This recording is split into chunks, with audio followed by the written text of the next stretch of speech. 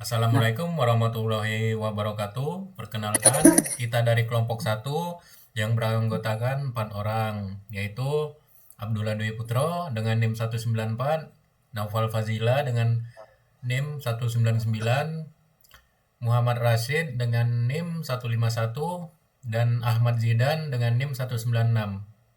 Kali ini kita akan menjelaskan presentasi tentang analisis arsitektur framework CSS, Tailwind, CSS, and Bootstrap. Oke, di PPT kita kali ini mencakup nomor 1 pendahuluan, yang kedua arsitektur Tailwind, CSS, yang ketiga arsitektur Bootstrap, yang keempat perbandingan dan penutup.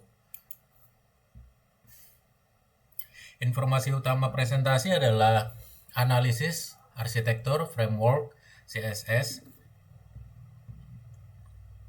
perbandingan Tailwind, CSS, dan Bootstrap dengan fokus pada pendekatan utility first dan komponen base sebagai dasar evaluasi teknis dan praktis. Latar belakang framework CSS modern. Peran framework CSS di era web modern adalah mempercepat pengembangan, menyatukan gaya visual, dan mengurangi inkonsistensi sekaligus menjawab kebutuhan front-end yang semakin kompleks dan dinamis di berbagai platform. Alasan fokus pada arsitektur Tailwind dan Bootstrap adalah perbandingan arsitektur Tailwind dan Bootstrap membantu memahami dampak desain utility dan komponen terhadap performa, maintainability, serta workflow tim sebelum memilih dan mengimplementasikan framework. Yang keenam, tujuan dan ruang lingkup presentasi. Tujuan menjelaskan arsitektur Tailwind, CSS, dan Bootstrap secara ringkas namun mendalam, sehingga audiens memahami konteks teknis dan dapat membandingkan pendekatan kedua framework secara terstruktur dan logis. Harapan dan output menghasilkan pemahaman praktis tentang kapan dan mengapa memilih masing-masing framework berdasarkan kebutuhan proyek, karakteristik tim, skalabilitas kode, serta preferensi workflow pengembangan. Ruang lingkup dan batasan mencakup build proses, konfigurasi dasar, cara loading di browser, serta karakteristik output CSS yang dihasilkan oleh Tailwind, CSS, dan Bootstrap. Dan dalam skenario umum pengembangan, tidak membahas tutorial detail komponen, fokus pada konsep arsitektur, alur kerja, dan pola desain. Dengan level kedalaman disesuaikan untuk mahasiswa dan developer pemula hingga menengah. Oke, slide selanjutnya akan dibahas oleh teman saya, Rashid. Oke, lalu apa itu arsitektur dari Tailwind itu sendiri? Yaitu yang pertama, secara gambaran umum dari arsitektur Tailwind itu sendiri yaitu memegang prinsip utility first, yang artinya dimana fungsi adalah yang paling utama dan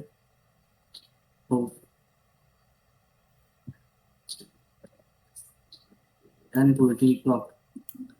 Oke, kenapa pendekatan utility first memakai kelas dengan kelas yang kecil dan spesifik tanpa komponen siap pakai, dan ini memberi building block yang fleksibel dan memudahkan merancang agar muka konsisten, terukur, dan mudah dipelihara.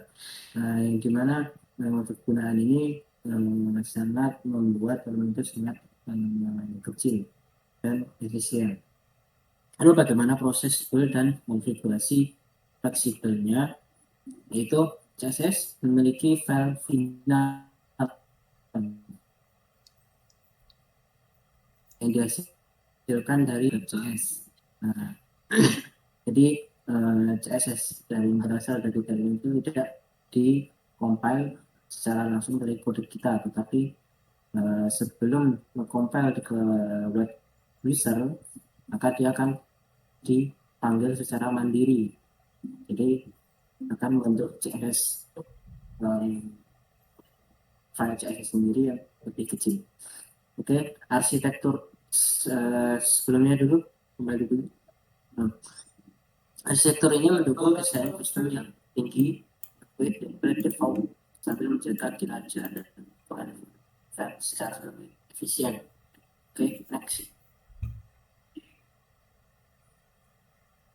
Nah, bicara gambaran visualisasi dari arsitektur Tailwind sendiri dengan PyML, yaitu ketika developer itu memerlukan yang namanya konfigurasi Tailwind.config.js dan juga file kontennya itu sendiri, yaitu sebagai file HTML, CSS, atau file blade. Nah, ketika file blade itu akan ditampilkan bersama dengan Tailwind.config.js, nah, file Tailwind.config.js itu akan melalui proses yaitu build proses, di mana build proses itu memerlukan yaitu Tailwind CSS dan post CSS itu akan men-scan Tailwind.config.js itu untuk menggenerate utility class. Nah, di mana itu akan menciptakan CSS file CSS baru yang itu akan lebih kecil daripada Tailwind.config.js itu sendiri.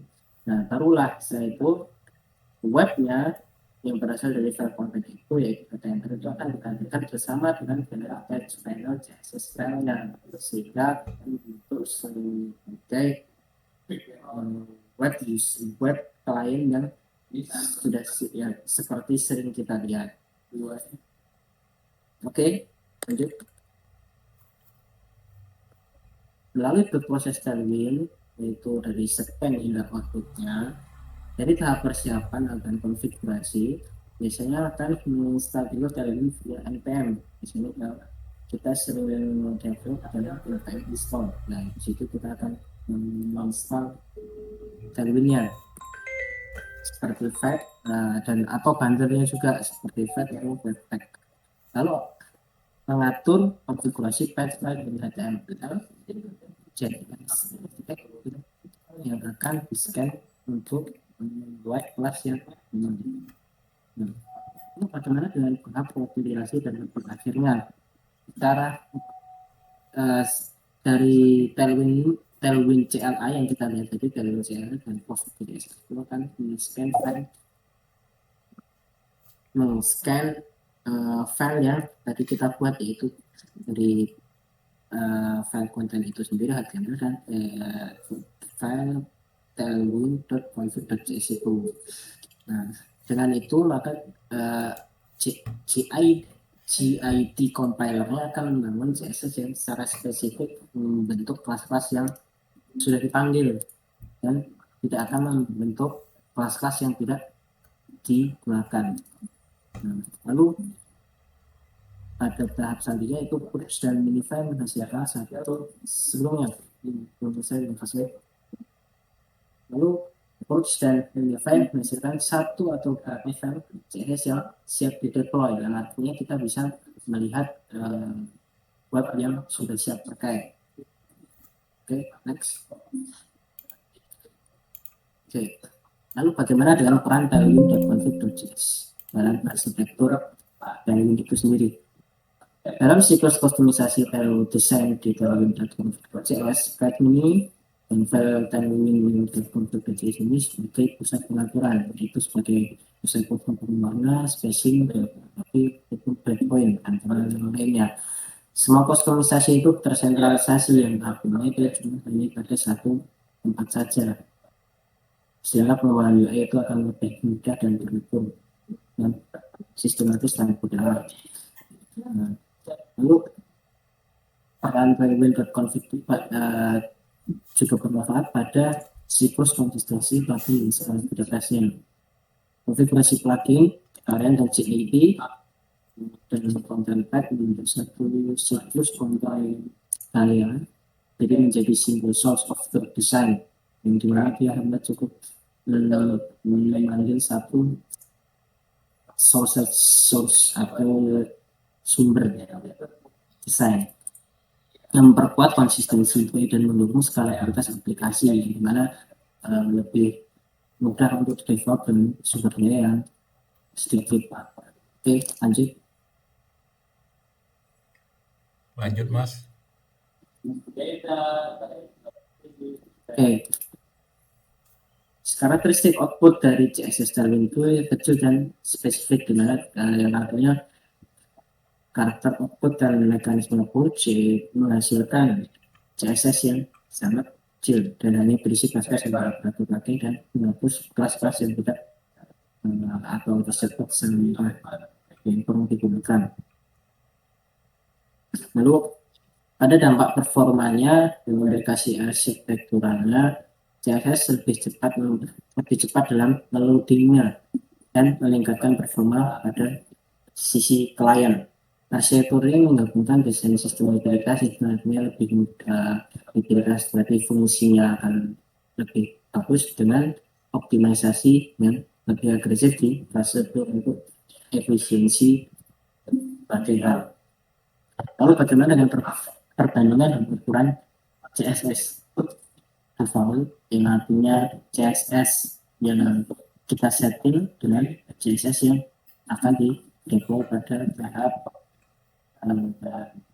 pada sisi klien.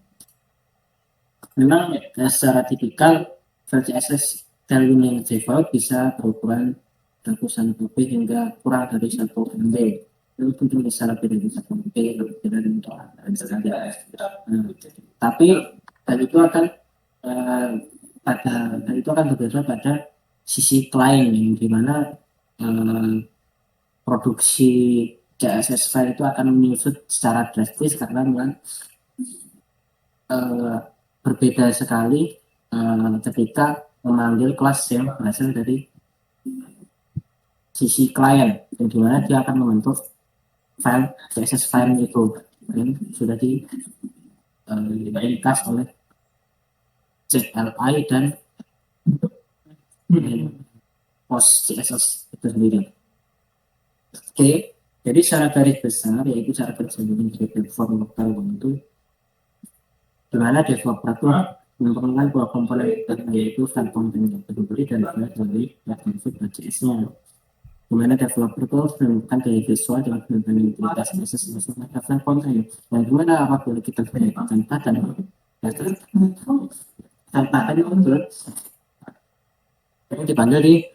dipanggilnya langsung di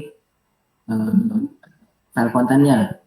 Nah, sementara file konfigurasi yang digunakan modifikasi aturan desain lebih spesifik. Nah, apakah bagian itu perlu yang namanya warna merah atau yang lain-lainnya? Sangat spesifik itu.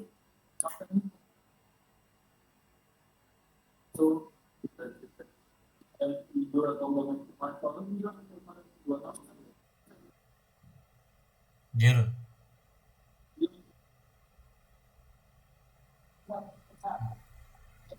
Kenapa ini?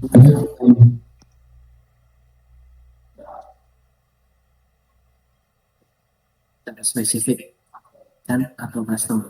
Nah, setelah code ditulis, alur kerjanya akan berarti pada tahap pemrosesan yang secara otomatis akan berjalan pada sisi sistem, yaitu dengan cara scanning, pengembangan, dan berarti klik pengembangan seperti jalan JS, bentuk proses akan menjadi seluruh file konten yang didevelop tersebut.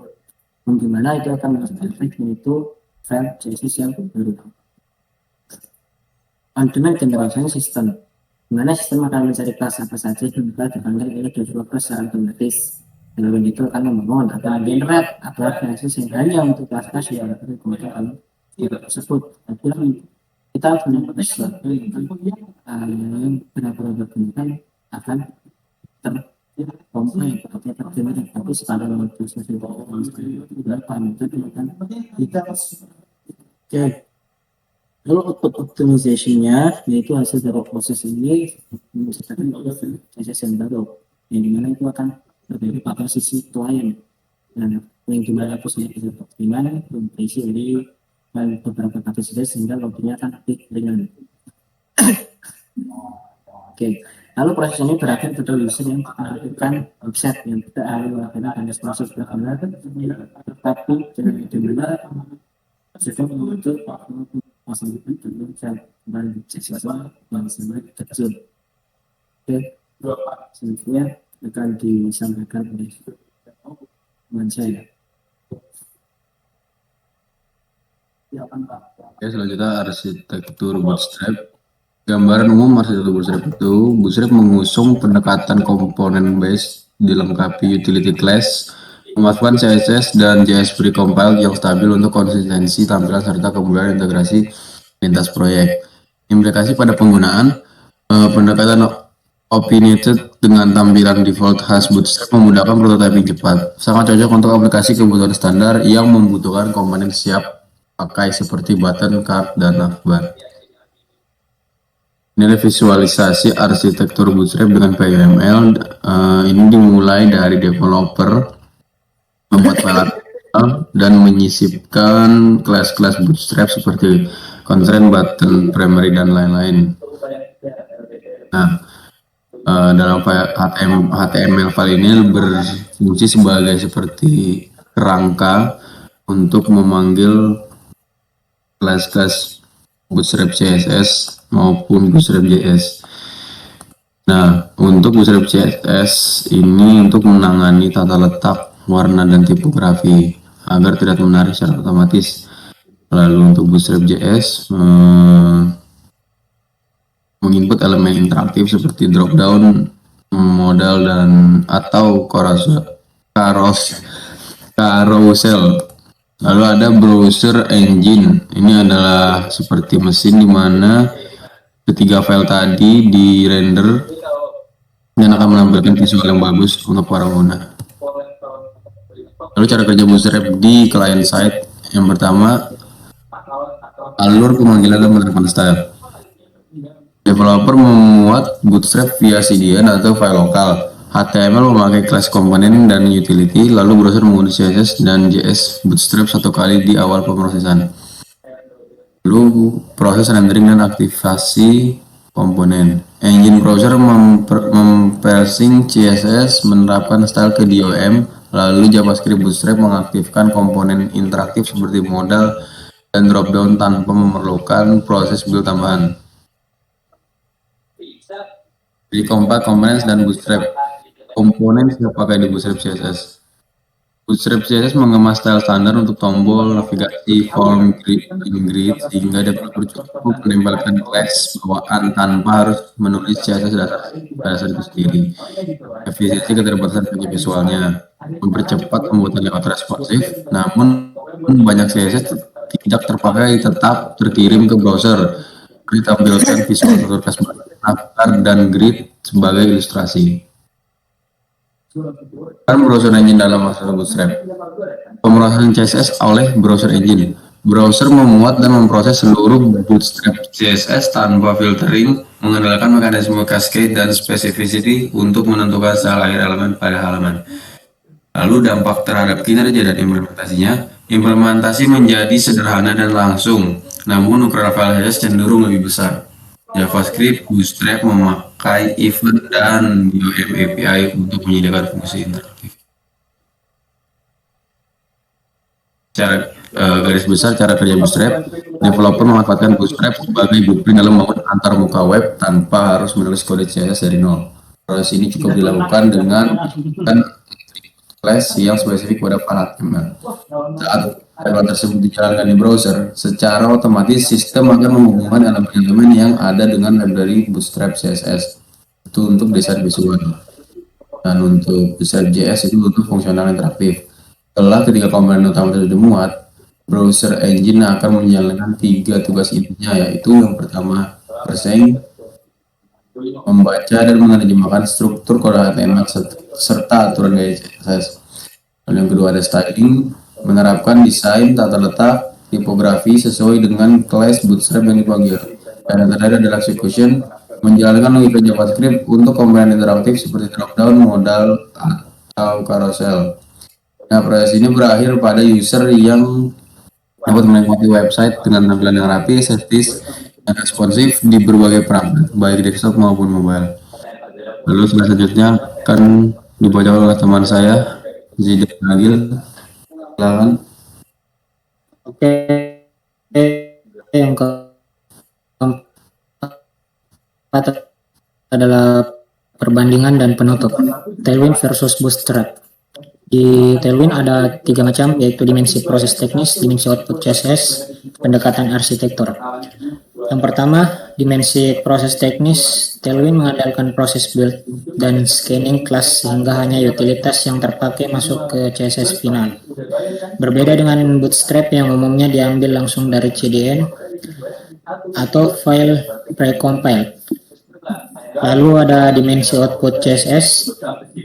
Output Tailwind cenderung kecil dan sangat spesifik terhadap halaman karena hasil tree setting, sementara Bootstrap mengirim paket CSS besar yang sudah dikompilasi dengan banyak komponen generik. Yang ketiga ada pendekatan arsitektur. Tailwind menerapkan pendekatan utility first yang fokus pada kelas kecil terkomposisi, sedangkan Bootstrap berorientasi komponen siap pakai dengan pola markup yang lebih terpola. Yang keempat, ada fleksibilitas desain UI. Tailwind menawarkan fleksibilitas tinggi untuk membangun desain unik seperti brand, namun membutuhkan lebih banyak keputusan desain. Bootstrap lebih cepat untuk layout standar, tetapi hasil tampilan cenderung seragam.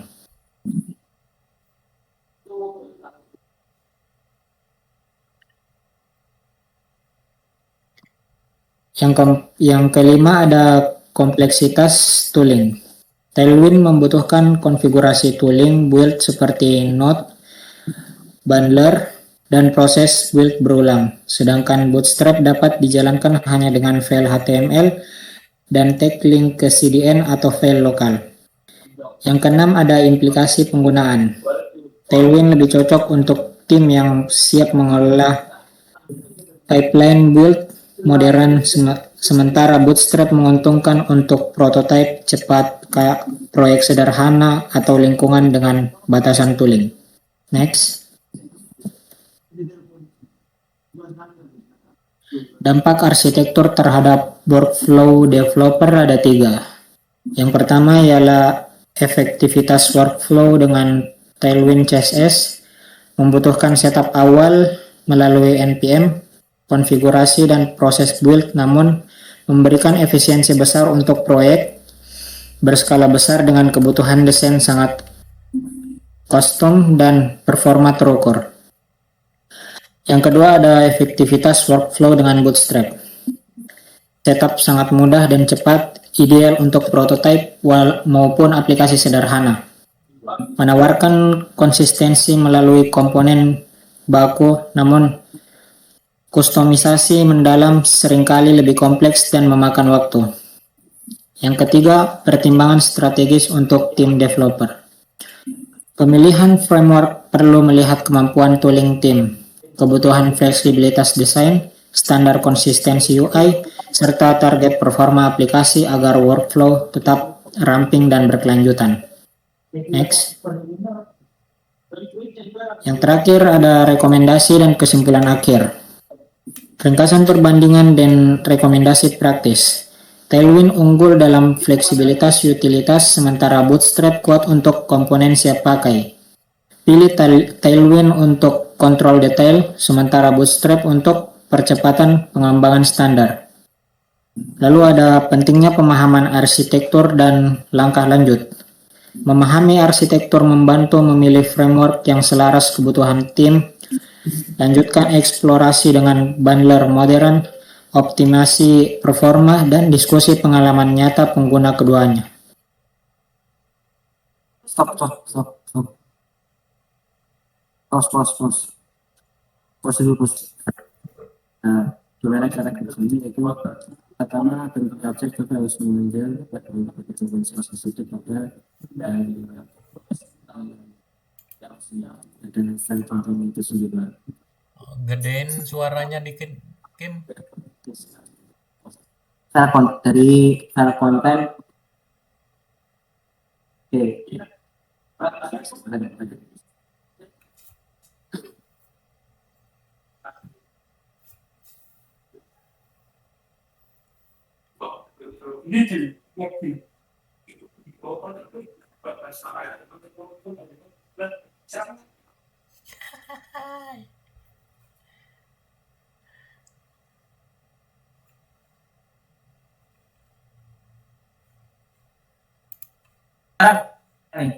Kedengeran.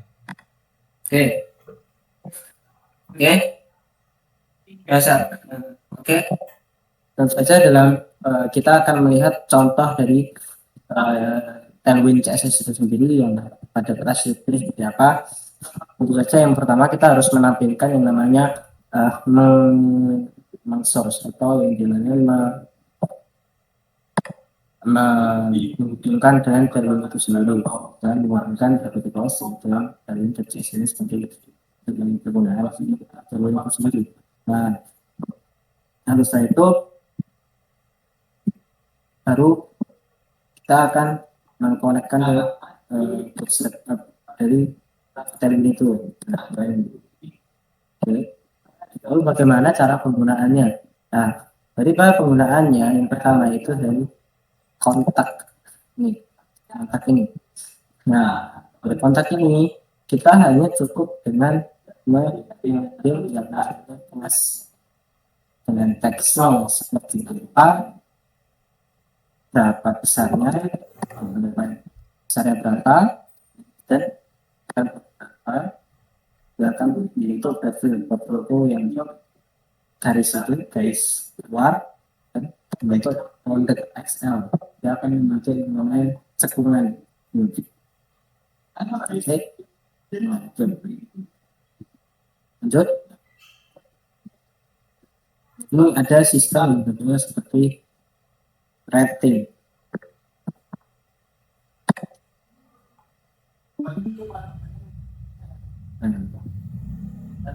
Ada yang lain seperti contoh ada interior email.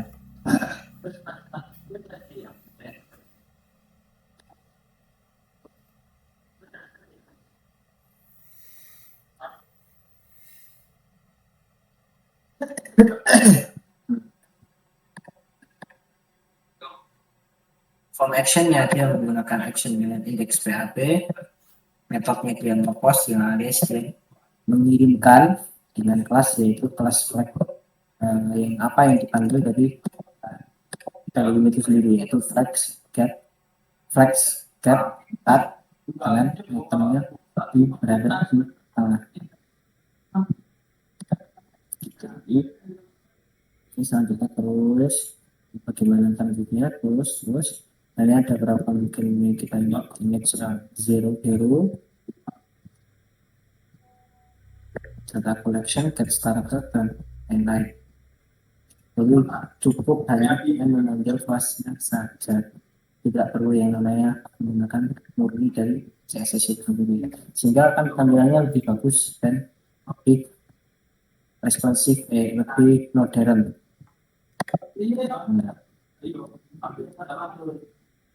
Oke, itu seperti itu untuk arsitektur dari Tailwind. Oke, lalu bagaimana dengan Bootstrap itu sendiri? Nah, kalau Bootstrap Oke, lanjut. 1, 2, 3. Oke. Lalu ini untuk template dari Bootstrap. Oke. Seperti ini Bootstrap. Nah, apa yang membedakan dari Bootstrap dan Tailwind? Itu seperti yang tadi kita lihat.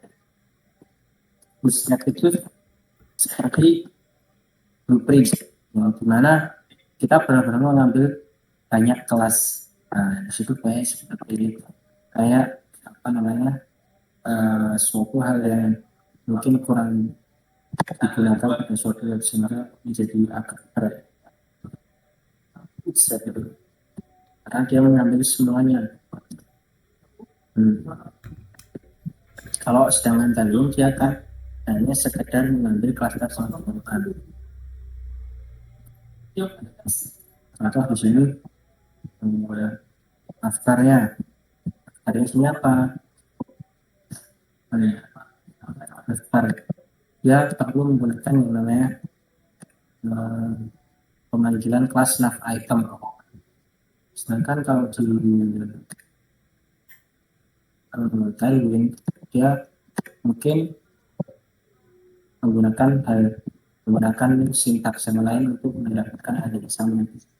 Jadi kesamaannya itu mereka tetap menggunakan class pada kode mereka.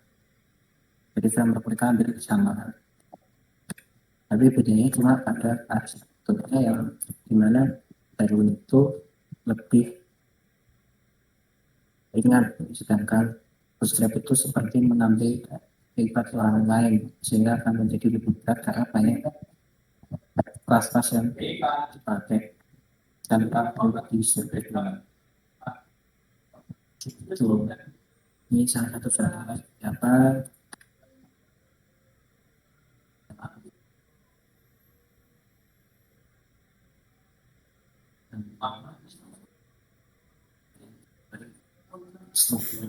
oke. Setelah itu saya akan kepada